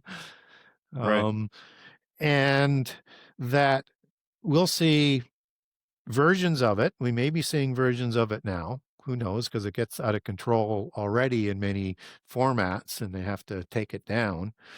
But certainly by the time of the Babylon last 7 years and the reign of Babylon and the 10 kings, it's going to have a system in place where Babylon's going to grow rich from. So it's going to control all things bought and sold. And that the kings of the earth are going to grow rich and the merchants will grow rich. It's going to be this universal religion, and it's going to have miracle capability with the false prophets. And it's in a city, and it's also a universal religion. But this is the beast system of the beast empires at almost its apex, but ready for Antichrist, the eighth beast, to introduce his religion, destroy Babylon, and introduce the mark of the beast, and maybe just take it one notch up from there. So look for a path in that direction that's going to have connections with demons and with idols and with technology, and specifically angelic technology. And always remember this, that somehow there's a relationship between the image of the beast and the Antichrist, who it serves, or Antichrist controls, and or controls the demons within that image. And we get imagery in the New Testament of Antichrist and false prophet and Satan, who release or spit out or command demons, because demons come out of their mouths to gather and deceive the leaders of the world to gather at Armageddon for battle. Now, it's either demons coming out to do that, or you could translate that as well as commanding the demons. And we know in polytheism, they believe you can control demons through rituals, words, knowing their names, other assorted ways. Some make it into some apocrypha of monotheism, like the ring Solomon had and the ring that the ring lords would wear. Right. So, so there's a commanding imagery aspect here that we want to be aware of, that Antichrist is going to draw from, as well as have knowledge that others, as Daniel 11 talk about, aren't aware of, an authority on that knowledge that is unexplainable, which helps create him as the Messiah type figure. Right. Somehow he's going to be manipulating occult powers of some sort. Yes. I mean, he's going to be manipulating the metaphysical realm, but doing things in the physical realm, which is the obvious miracles and the signs and the wonders, right, and all Yeah. that. Well, and Babylon is using some of this as well, but just Right. not to the same sort of level. And she seduces the kings of the world and the whole world through her sorceries or her magic spells, as it's also translated in some of the Bibles. Pharmakia, pharmakus, pharmakos are the three words for sorcery, sorcerers in the New Testament, in Revelation, where that's being used. And that's pharmakia, which is the root word for pharmaceuticals. So it has a meaning of alchemy, as we would understand that, and of being able to cast spells, which are intertwined in polytheism and used together. And so we have illicit drugs of some sort or other ways to seduce the world, dumb them down. And utilize perhaps the technology that goes with that through the digital technology that they're going to be using. And if they're creating portals into individuals, well, there could be a lot of demon possession going on too. Oh, right on. I mean, with obviously we see things in government developing with disclosure. I don't know if it's, I definitely think it could be propaganda, but I think it could also serve a purpose, like biblically, maybe some sort of end times deception going on with this. I mean, what are your thoughts? How do you think that's going to play out, the disclosure event, and how it merges with everything we've kind of discussed?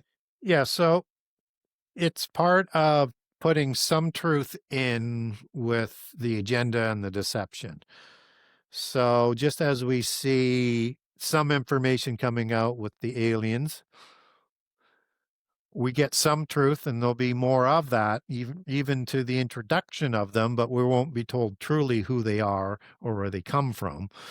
I don't think. I think it's part of that deception and that delusion. So we see another aspect coming through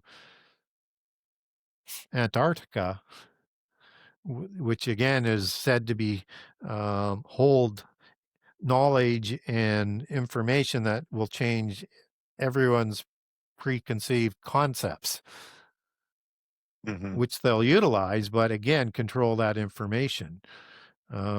Just as they've controlled information about how they rule this world, but give us some information, but don't tell us the whole story, just as they control knowledge and have through all through our history. And usually it was so easy as let's just not educate the mundane third and fourth classes, just as they control the knowledge of the giants, but let some of it out in interesting entertainment and stuff like that. That's the MO that they do. And it's to only if you are an adept will you be able to understand the real truth. And only if you're a high level will you understand more of the truth. And the deceptions will be so powerful, it will deceive the elect if that were possible. And Jesus warned us that's how powerful that would be. And so Jesus will eliminate us. So the naysayers to that say, well, no, we can't be deceived because we're the elect.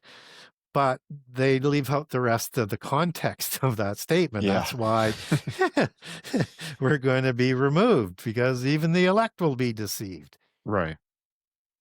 Now, with the whole idea of the Maitreya, Shambhala, it seems like there's going to be this utopia that obviously the Antichrist is going to establish. He, Yep. he wants to bring this idea of gnosis, right? It's like kind of like merging heaven with our realm of some sort, which brings in Yeah. knowledge. Um, how do you think? What am I trying to ask here? Um, I just want to know, how is the church almost going to be deceived into this? And Yeah. my I'll just kind of tell you my little quick thoughts of how I think that is. And I almost think that this Antichrist is trying to come to mimic that he is Jesus in his millennial reign. Does that make any sense? Yeah. He's the counterfeit Christ. Right. He Right. has to usurp everything. And so he has to be able to repeat or do things that Jesus is credited for. Hmm. And so he has to come across as the true Messiah. So let's just now go back a step or two. I mean, we already talked about a false resurrection, Hmm. right? And that he's probably going to have a pedigree that's going to include a Davidic bloodline, and maybe even something with Jesus, as some of the polytheist sects would also say, falsified with that latter aspect. So he's going to have a pedigree. He's going to have all of this knowledge and all of this power and blah, blah, blah, blah, blah. But we also sort of need to understand with Antichrist is that, and as we go back and step, is that nothing is new under the sun. What was will be again. And in polytheism, you have this dualism, right? It's the white hats against the black hats. And it's also designed to cattle herd us into a direction from poles apart positions. So even though the white hats say they have our better interest at heart, they have the same pantheon of gods they worship and the same goal. So it ends up the same way. They just have a different tactic. So we'll see that in white magic and black magic, all sorts of imagery that polytheism has prepared us for on that. So in the Vedas again, and in the Eastern religions, you have not only Lord Maitreya that is coming back, but also is living in a location in the underworld. And King Sudras is another one coming out of the Sanskrit version, and also living in a place in the underworld. And so you have Shambhala, that I think that you referenced just a couple of minutes ago, that would be more the Buddhist sort of name for it, and Argartha or Argatha, where you have Lord Maitreya in Shambhala, but King Sudras which is an Antichrist figure who unites the 10 tribes in before the flood in that version as an Antichrist type figure, like just as Atlas reigns over 10 kings, right? In the Atlantean empires are trying to create a world government. You have King Sudras that's living in Arcata. Now, are they different locations in the other world? Possibly, or are they the same one? But duality is kind of there. So if you're going to have Antichrist do things that are similar to Jesus before Jesus comes as counterfeiting of what Jesus is going to do, he's going to need an Antichrist figure. Hmm. Now, we are told, Jesus warns us, there's going to be multiple Antichrists, and the epistles of John reasserts that. And this is in the end time. So the 10 kings of the end time, notice the same 10 kings keep coming up all of the time, just as Daniel 2, Daniel 7, Revelation 12, 13, and 17 will describe these same 10 kings that are coming in the end time. And as the new age of Atlantis, which is the other allegory, is that you have an Antichrist that's going to be above all of these other possible Antichrist figures. So these 10 kings could all be Antichrist type figures, all rivals to try and take over the world government as it narrows itself down, because there can only be one and there has to be a narrowing down. Right. Yeah. And so we get these 10 empires of the end time that Antichrist, as the little horn, will rise amongst in the first 3.5 years. Okay, so one rises out of these 10 kings, I think, as it shows up in Ezekiel 38. That's the Gog War. Gog of Magog, chief prince of Meshech. And he has this alliance of armies that are part of this 10-king empire. And we know this war happens in the end time because in Ezekiel 38, it says, in the last days and in the last years. It's the same Hebrew words, and Acherith is the same words that is used in Daniel for that end time as well. Ketz is another word. There's two words that are used for the end and the end time. And so we know it's in the last days sometime, not the Revelation 20 war, as some people might say, even though it looks like Revelation. And that's the point. It's a counterfeit, not as in it won't happen, but call it Armageddon light, or maybe Armageddon heavy to make the point, and the destruction in the end time won't be quite as bad in terms of the deaths in that army, but the overall destruction is worse. And Gog is a name that doesn't come out of the Bible from the patriarchs anywhere. Magog does. And Magog is a descendant of Japhet that intermarries with Indo-Aryans in Asia Minor. So that may be my speculation here. It could be his actual name, but why you would name after a giant? Maybe it's because they're living amongst us and he changes his name, and that's what the biblical writers put down. Or the biblical writers wanted to identify some of the sources of the people that intermarry with the giants, like Elam, because there's two different peoples in history as recorded by the seculars that merge. One is giants, Olamim, and the Shemite versions of the Elam. That name may have been changed as well. And so Magog is a giant before the flood, offspring of the Iapetus god in Greek mythology. So is Gog.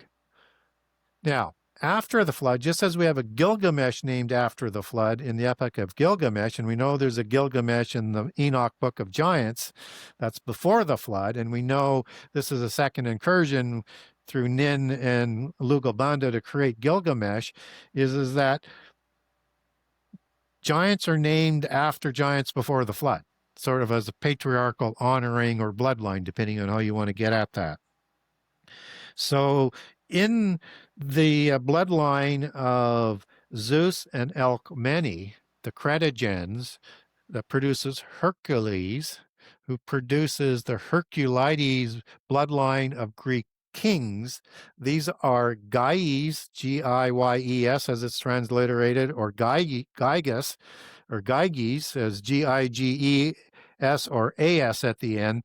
In Greek, it's the or the A that will dictate the sound of that second G. So Gaies is actually the same word as Gyges or Gyges. So you have Gigantes, which is the singular, and Giantes, because that E will change it to a plural, which we get giant from, and Gyges, which is the root word meaning giant in Greek, or Gaies, root word for giants. These are the Gyges kings of the tyrants, the tyrannos of the post-Diluvian kings that ruled in Assyria, they ruled in Asia Minor, and they ruled in Greece.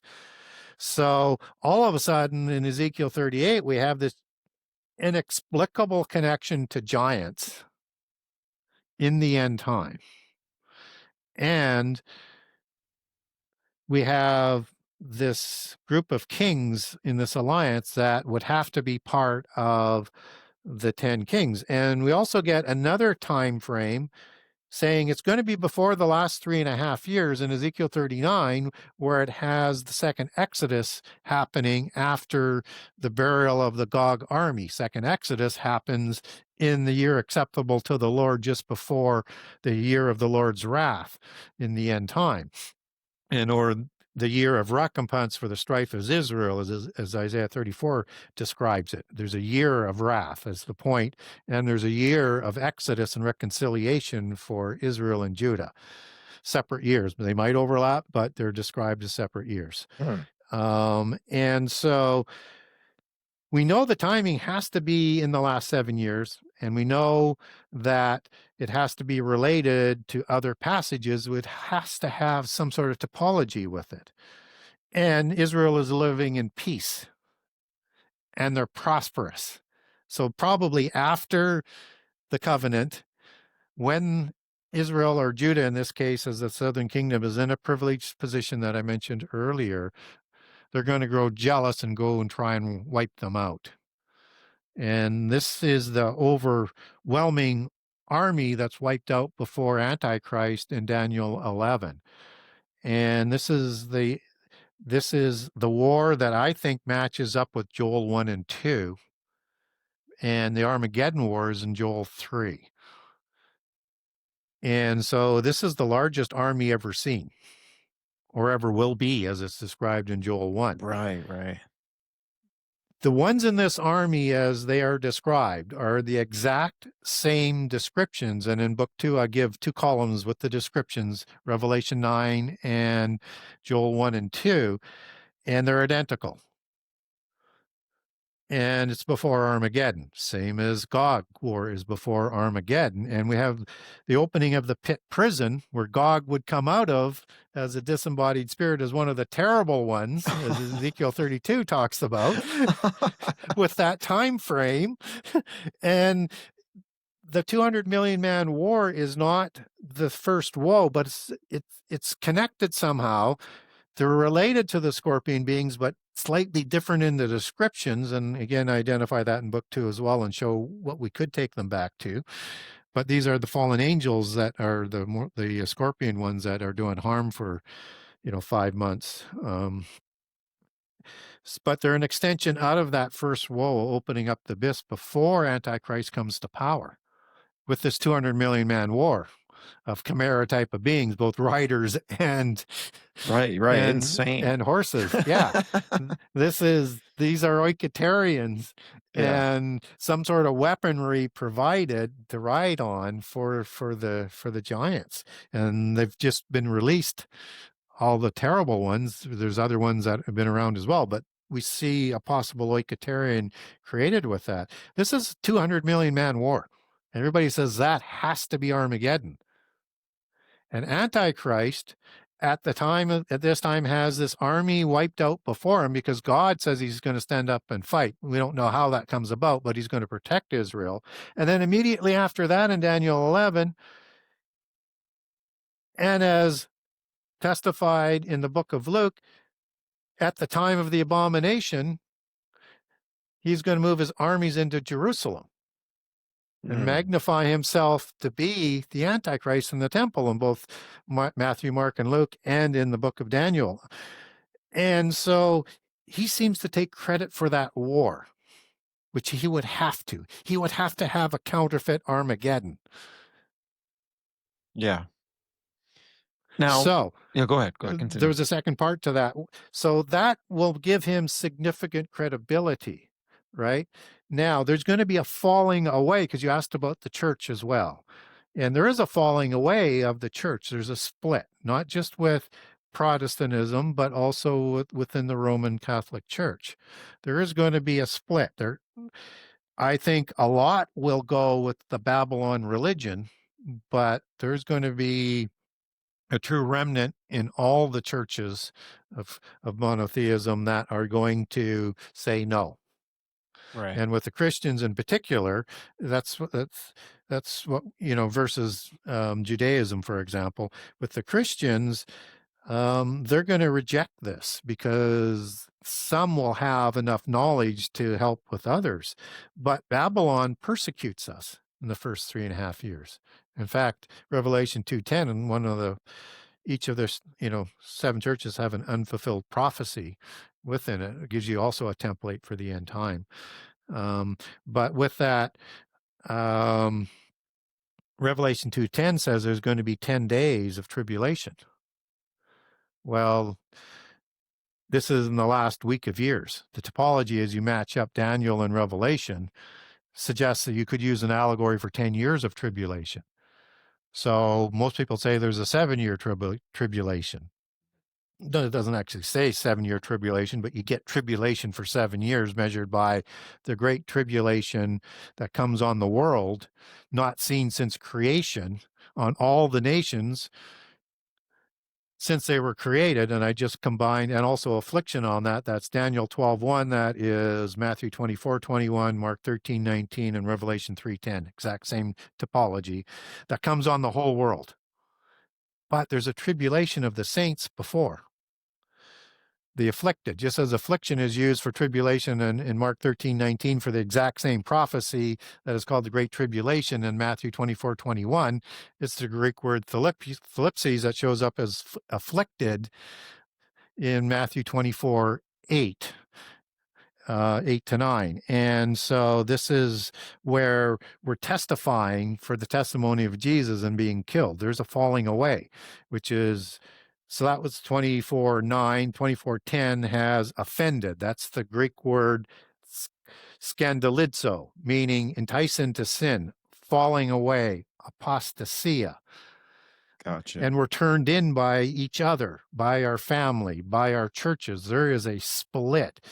When you overlay 2 Thessalonians 2 on that, before the gathering, before the rapture is the falling away, and then and that won't happen until Antichrist is fully revealed, or the shewing, both words will say in their Greek meanings that to be identified without doubt exactly who he is, and it's accompanied by crowning himself God in the temple of God at the abomination. So Right. you understand these are the two falling aways before the midpoint when Antichrist comes to power.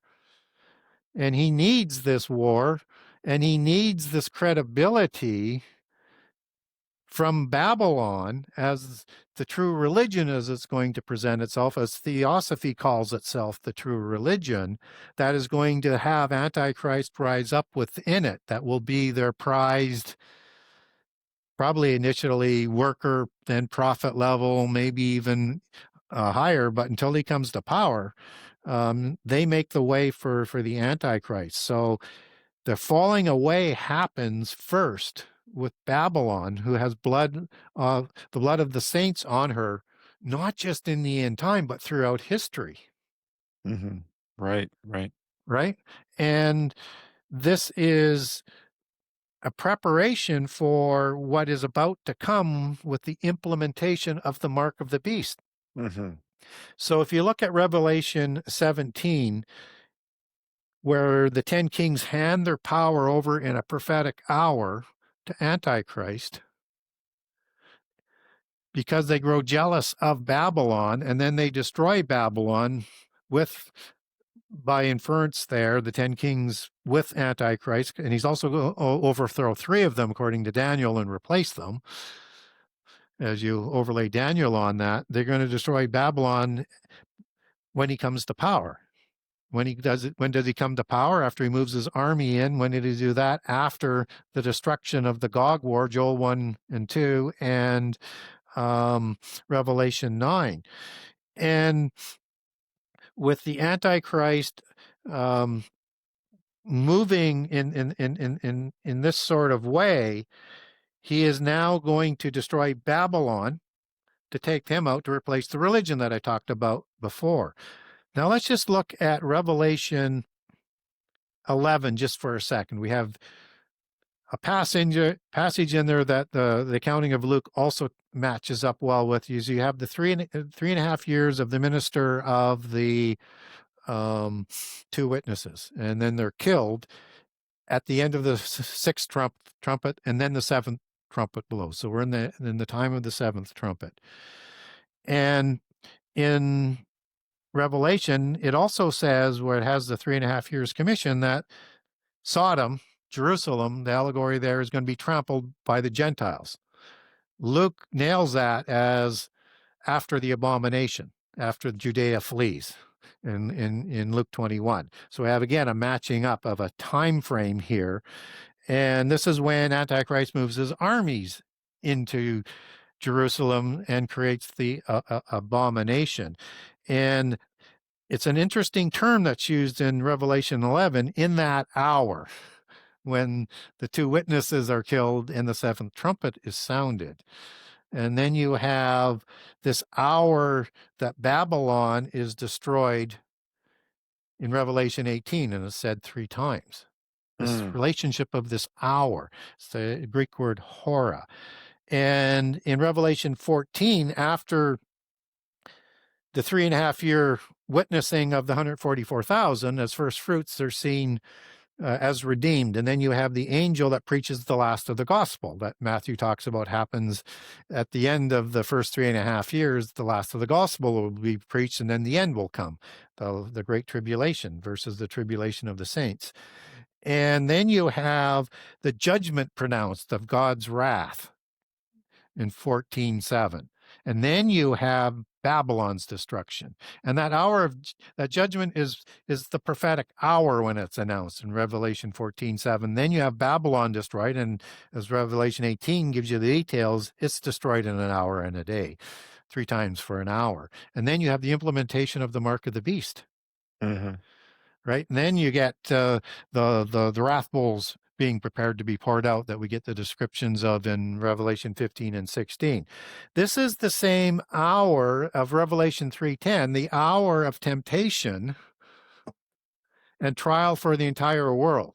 The time of the great tribulation not seen since creation, the time of affliction not seen since creation, the time of trouble in Daniel 12 not seen since the creation of nations, the same typology. This is the temptation that would deceive even the elect if we were not removed. So we're promised to be saved from the hour of temptation and the wrath. Right. And all of that comes together with that. So all of that is preparation for, you have this great turmoil religiously, and then you have this great war, and then you have what seems to be a Messiah-like being offering his millennial reign to start off the last 3.5 years. And it is just this increasingly rapid pace of catastrophe, destruction, deception, and delusions that just people will not be able to sort through it. Right. Right. It's probably supposed to happen like that, at least for the enemy's side of things, so that the discernment isn't, people aren't discerning as well as they should be. Yeah. Or people don't have as much knowledge as they should have, and there's commotion going on. I even think Yeah. it's in Luke where it talks about there's commotion, but Yeah. And people's hearts will fail for what they see coming upon them. right, right. They're going to be corralled into doing something, Yeah. making a decision at that point. I think so, man. I And in want, Daniel 9, it's really interesting. In Daniel 9:26, as it's moving into the end time, where it talks about the end twice, Hebrew ketz, the other one was Akerith that I talked about. You have this time coming like a flood. Like it's oh so wow, rapid and fast. right. And so you have the birth pang sorrows ramping up. By the time of Revelation 6, 25% destruction at the start of the last 7 years and thereabouts. Trumpets, time of that war, of the Gog war of Revelation 9, 33% destruction. Oh wow, yeah, right, right. Yeah, so it's just so fast paced as it speeds up as we get there, that unless we have unless you have been preparing not to be deceived, you're likely going to be deceived. Right, right. That's crazy to say. I get And it. the false prophet will be like Elijah making the way for Antichrist, even Right, bringing fire down from the sky as Elijah did. So one right. introduces technology, angelic technology, to be able to do that, and performing miracles on behalf of the Antichrist. I see the false prophet as some sort of magi. He's almost like, I mean, he even gives life unto the image of the beast, Yeah, correct? yeah, So he's got occult powers of some sort. very powerful, and receives his power from the dragon as well. Right, right. So, we mentioned the abomination of desolation. And one thing that I always kind of think about is when Antichrist takes a fatal head wound, and Yep. basically there's this reincarnation of some sort. Hmm. Um, and with the idea of the image of the beast, do you think both of these two things come together in the temple Yes. where Yes. it basically shows uh it's blasphemy, Yeah. against God. Yeah. And it's almost like he's serving this sacrifice that offers Yeah. salvation in such Yeah. a way that Yeah. Christ did. Yeah. And somehow, some way, with this extension onto the temple that the Muslims currently hold, um, is that where the sacrifice occurs, and then what the abomination implies and happens is in the Holy of Holies Mhm. location. Um, and so that means that where the mosque is, that Holy of Holies isn't exactly there. So there'll be something permitted to build onto it. And if you look at in the book of Josephus, it has a description of where the temple was located, which just seems to be a little bit closer to the edge of the valley than where the mosque is. So you think they're just do you think they'll keep what they have on there right now and build off to the side of it? I think so, because it says on an extremity or an overspreading or a wing of the temple. Wow. Okay. I mean, that kind of does make sense to me, and I would see spiritually what that would do Yeah. for the religions and Yeah. all of that. Yeah. Yeah. Wow. And the Holy of Holies is where God's presence was. Right. Right. You had to almost be you had to have some sort of clearance to even get in there. Well, yeah, and only a very few, like the high priest was allowed in there, maybe a Right. couple others. Right. Have to double Right. check the details on that, but Which makes not me many. Yeah. makes me think a false prophet would maybe be like this high priest of Yeah, some sort or magi. absolutely. Yeah. Right, right. Oh man. So I guess I'll just wrap it up with this, man. What do you think the false prophet could look like? You think it would be like a politician? You think it would be just a normal man coming out of the blue with supernatural powers, or what's your idea with that? Well, I think we have to look in the wizard imagery, the magi imagery, the priest of Egypt imagery, with prophetic capabilities like the oracles, um, as in the sibling prophecies, but those are more females and maybe more associated with the false prophets that come beforehand. So I will look in that sort of imagery, um, th- that it has authority of whoever the ones that are presented as the ones at the top are. So if it's an alien deception that they're all aliens, it would have the connection to the most powerful level of the hierarchy of aliens. If they're presented as the gods of old, it would have a royal priestly line, because all of the major important lines of priests in the ancient world were bloodlines. Again, a counterfeit of what God does, so to speak, with the Levite priests. So the Brahmins were a royal Indo-Aryan bloodline of priests Hmm. inherited.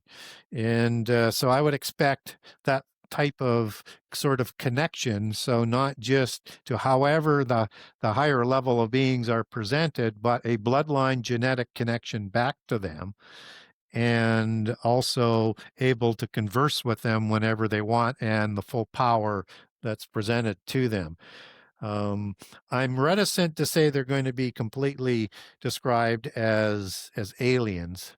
Um, I think it's probably a mix of more advanced beings, both physically and technology, um, and as intergalactic versus interdimensional that they are, just to blur things up.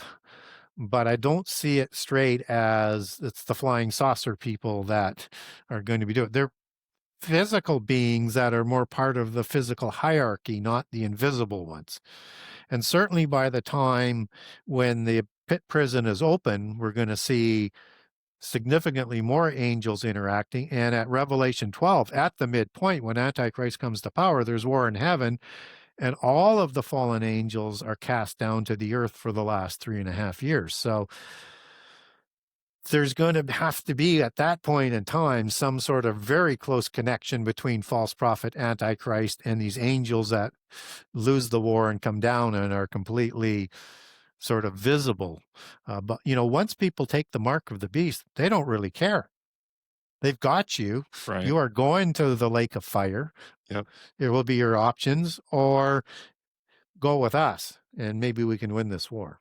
Right on, man. No. Well, hey, Gary, brother, you did great, man. You did great. This was an awesome show. I'm glad we touched on a lot of the things we did.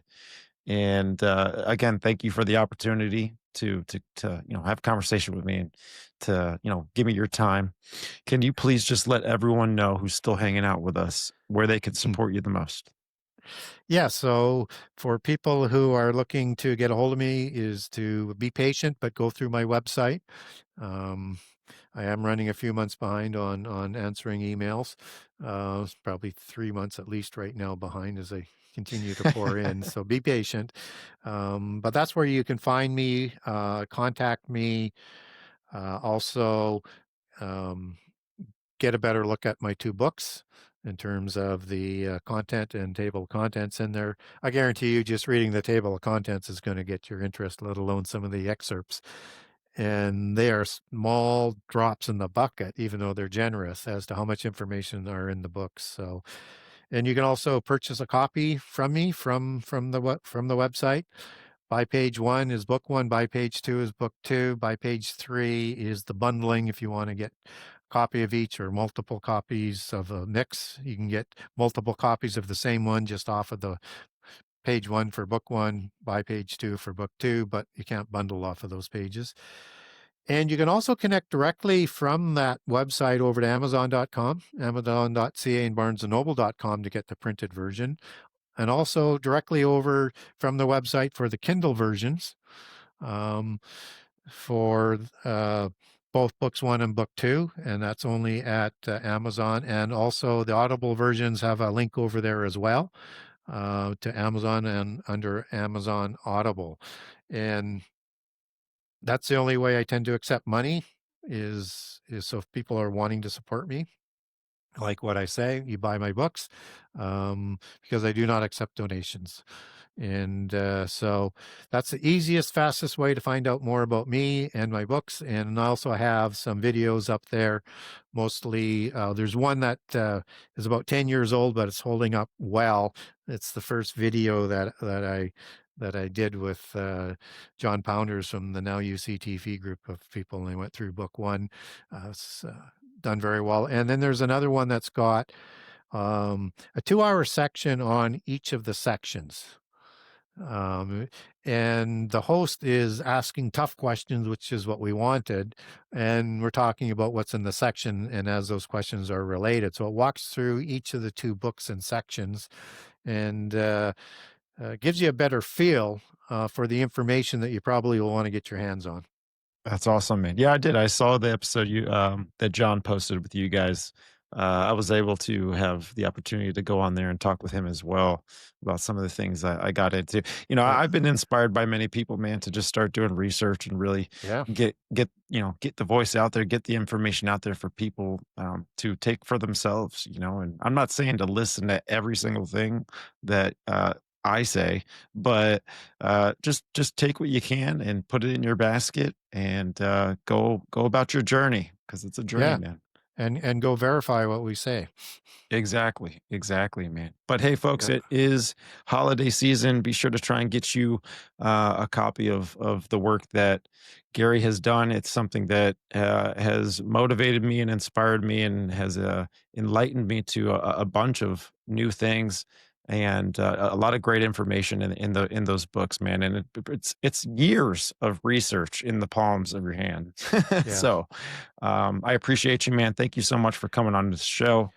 Well, And thank you for inviting me. yes, It's sir. been fun. Yeah, man, I'm happy to do it with you again in the future.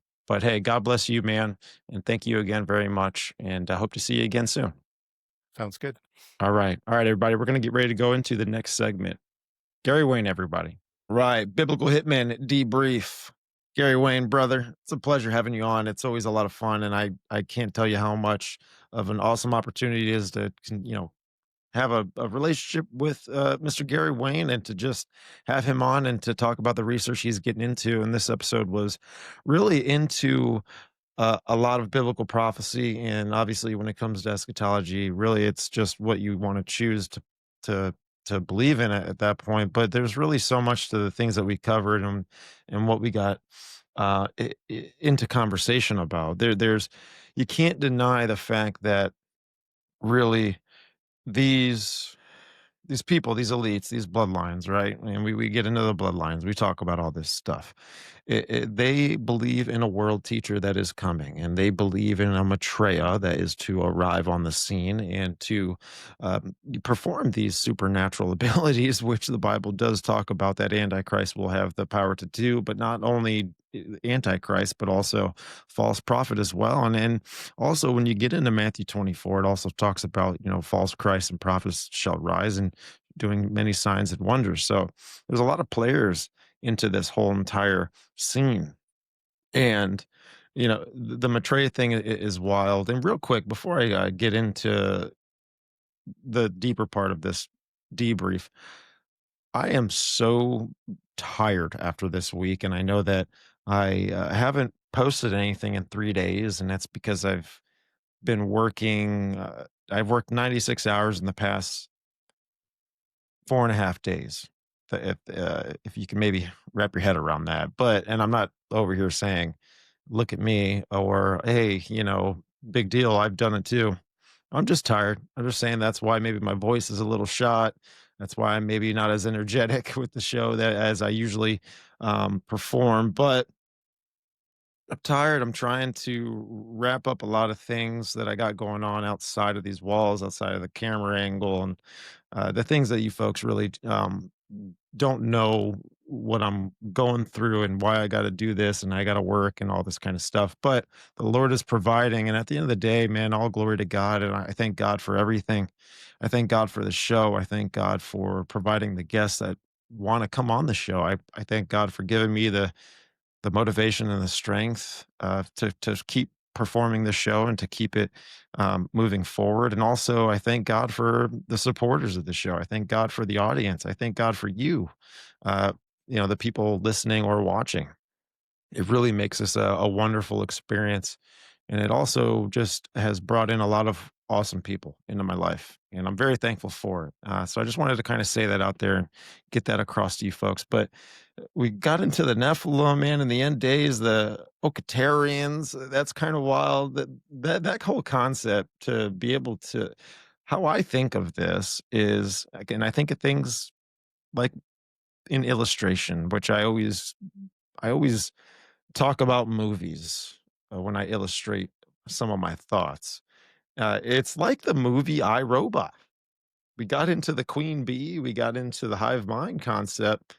Uh, in the movie I, Robot, there is this AI, artificial intelligence, that is a woman, by the way, that is, I forget the exact name that's given to this entity, but it controls and it runs all the other AI bots, which is wild. And if that could be the case in the end times pertaining to these Oiketerians, these things that will be a habitation for demonic spirits, Nephilim spirits, and many other things, probably that may be released from the pit. Or however, this kind of rolls out.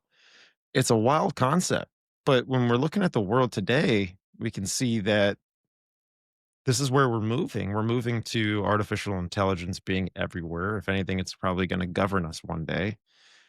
And it's going to be a helper to our everyday lives. If anything, I think humans will submit their will to it, to let the artificial intelligence make all the decisions and to navigate them throughout their life. So that's something that we do need to address.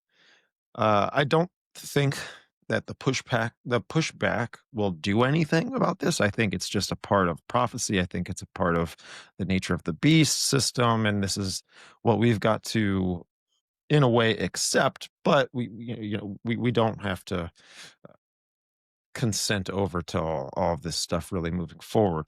But the image of the beast, this makes me think of the Avengers movie Age of Ultron. Ultron was this artificial intelligent being that wanted to create an Oiketerion for himself to take as a vessel. Uh, and throughout the movie, he's trying to develop this body, which it ended up becoming Vision. Which, when you make these connections with Vision and the stone that was in his head that made him powerful, Vision is a interesting concept, because when you look at the visual cortex of our eyes and how we receive light to come in, it's actually, I think, a symbol. I think it's the one of the Luciferian sigils, if I'm not mistaken. So that's a wild concept. There there was just so much we really covered that episode. It was really great, and I can't wait to go back and listen to it whenever I'm doing other work around the house or whatever. Again, thank you, Gary Wayne, for coming on. This was a lot of fun stuff to dive into, and I'm glad I got you on to be able to elaborate on so many things of the topic. But folks, hey, I'm going to shut down this episode. I've got a lot of sleep I need to catch up on. I didn't get too much sleep at the 4 days that I was just at work, and so I got to go catch up on that. I gotta refuel the energy bar, if that makes any sense. But again, I just want to thank everyone for tuning into the show. It's a blessing to have y'all folks here on this journey with me. And I got nothing but love for you. Please, hey, if you want to support the show, be sure to hit that subscribe button over on YouTube. Make sure you like the show, you share it with your friends. It's getting to be the giving season, so why don't you share the show? And I want to hear your thoughts on everything we got into. Drop a comment down below. And hey, listen, we're not just on the video side of things, we're on the audio. So come over to Spreaker, Apple Podcasts, Spotify, wherever you can consume your audio content. That's where the show is. And I can only encourage those that like the show, like the guests, they had a good time, whatever it is, you feel, uh, you know, to be generous out of your heart. Just drop a 5-star review over on Spotify, Apple Podcasts, or Spreaker, wherever. And while you're there, hit that notification bell, drop a follow. It helps the show grow, helps the show get out there. It helps the AI algorithms push the content. So I can only encourage everyone to help me out with that. But with all that said, folks, I got nothing but love for y'all. We're gonna shut it down. We're gonna get some rest because we're getting back up on the grind here. I'm not gonna work like I just worked for a little bit. So we're gonna come back strong, and we're gonna start getting out this content. Got a lot of interviews coming up next week. Got a lot of interviews coming up in December, and we're working on a schedule for January. But with all that said, folks, thank you so much. I hope you enjoyed the show. We're gonna see you next time.